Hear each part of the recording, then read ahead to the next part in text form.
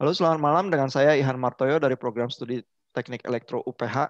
Malam ini kita akan bicara tentang attachment, yaitu satu teori bagaimana hubungan anak-anak dengan orang tuanya di masa kecil akan mempengaruhi relasinya di waktu dewasa. Untuk ini saya ditemani oleh Pak Dr. Yonatan Aditya, beliau dekan dari Fakultas Psikologi UPH. Selamat malam Pak Yo. Selamat malam Pak Yan, selamat malam Bu Grace. Selamat malam Pak. Ya, saya ditemani juga oleh Bu Grace Indrawati, pengajar psikologi klinis dari Psikologi UPH. Selamat malam. Selamat malam Pak Ihan, selamat malam Pak Yo. Nah, kita mulai dengan teori attachment-nya dulu. Jadi apa saja sih bentuk-bentuk attachment yang terjadi di dalam kehidupan seseorang? Silakan Pak Yo.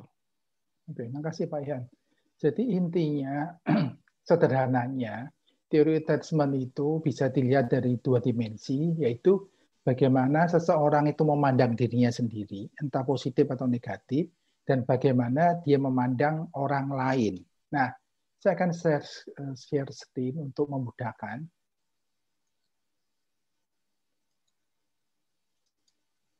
Nah, jadi seperti ini ya.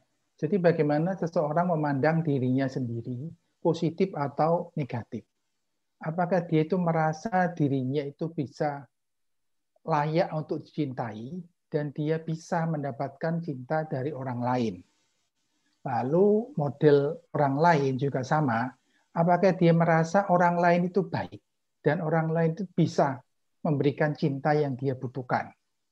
Kalau dua-duanya itu positif, jadi dia merasa dirinya positif dan orang lain juga positif, dia layak dicintai dan orang lain itu bisa memberikan cinta yang dia butuhkan, dia itu akan tumbuh jadi orang yang baik, ya normal gitu. Konsep dirinya baik dan konsep terhadap orang lain itu juga baik. Jadi dia percaya pada dirinya dan percaya kepada orang lain. Jadi nanti kalau pacaran atau menikah itu ya oke sih, seperti orang seharusnya seperti itu. Nah, tapi ada orang itu yang merasa dirinya itu tidak baik ya. Ini preoccupied atau bisa disebut ambivalence. Jadi dia merasa dirinya tidak baik dan tidak layak dicintai, tapi orang lain itu bisa, orang lain itu baik, orang lain itu bisa memberikan cinta, tapi dia itu nggak layak. Jadi dia itu cenderung ngejar-ngejar orang lain gitu, orang-orang lain. Sangat needy.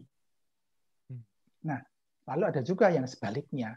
Jadi dia merasa dirinya itu baik, dia itu layak dicintai, tapi orang lain itu nggak baik. Jadi dia itu nggak butuh sama orang itu. Jadi berpura-pura nggak butuh orang lain. Karena dia takut orang lain itu akan mengkhianati dia. Jadi pura-pura nggak butuh. Gitu. Nah, yang paling parah itu yang terakhir ini. Jadi konsep dirinya nggak baik, konsepnya orang lain juga nggak baik. Jadi dia itu bingung. Ini yang paling parah sih kalau yang fearful ini. Nah, itu kira-kira teori singkatnya itu seperti itu. Itu kenapa bisa muncul dari masa kecil dengan relasi dengan orang tua ya Pak ya? 4 tipe yang seperti itu.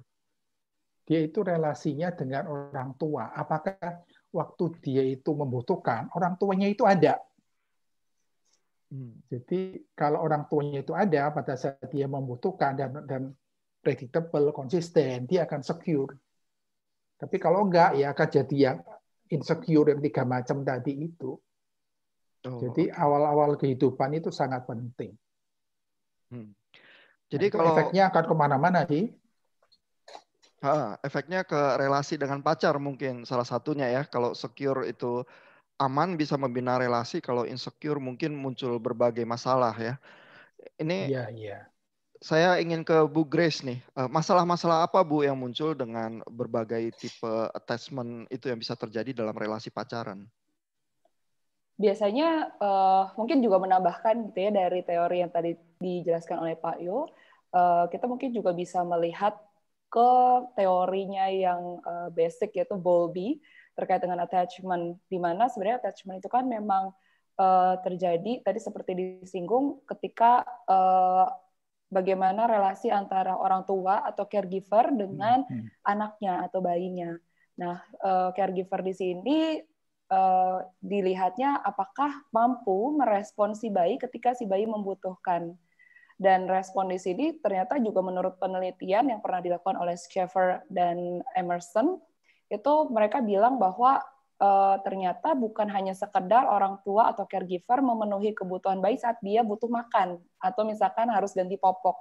Tapi juga ketika si orang tua itu atau caregiver mampu berelasi dan juga berkomunikasi dengan anaknya, bermain dengan anaknya. Jadi interaksi antara caregiver dan juga bayi itu menjadi satu sumber attachment yang akan membentuk attachment antara orang tua dan anak atau caregiver dengan anak.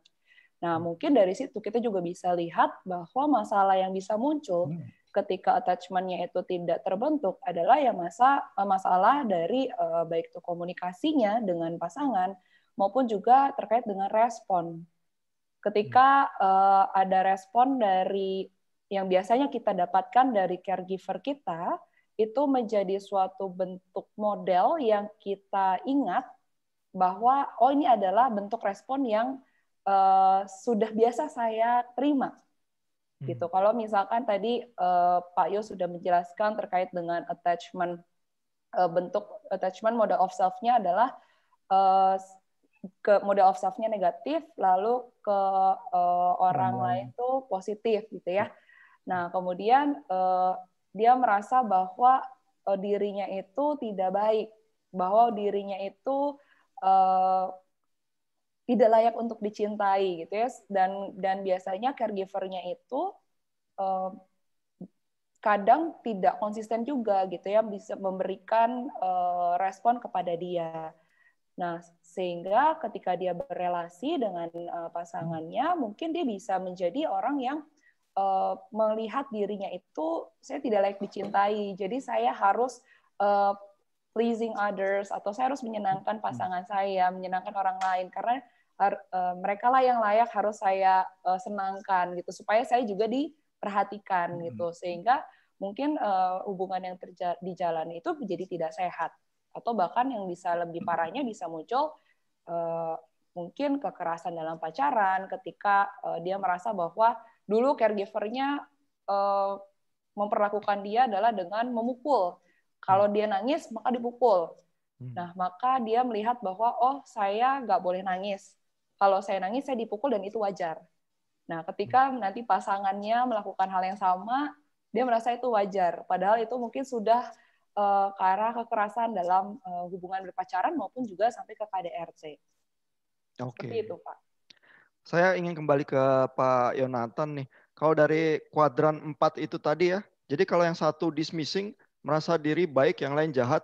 Terus yang satu itu yang preoccupied, merasa diri itu jahat, yang lain baik. Itu bisa kelihatannya cocok ya Pak ya, karena yang satu memang merasa saya baik, kamu yang jahat. Terus yang satu ya memang saya yang jahat, ya kamu yang baik. Jadi saya dihukum nggak apa-apa, saya terima aja begitu dan seterusnya.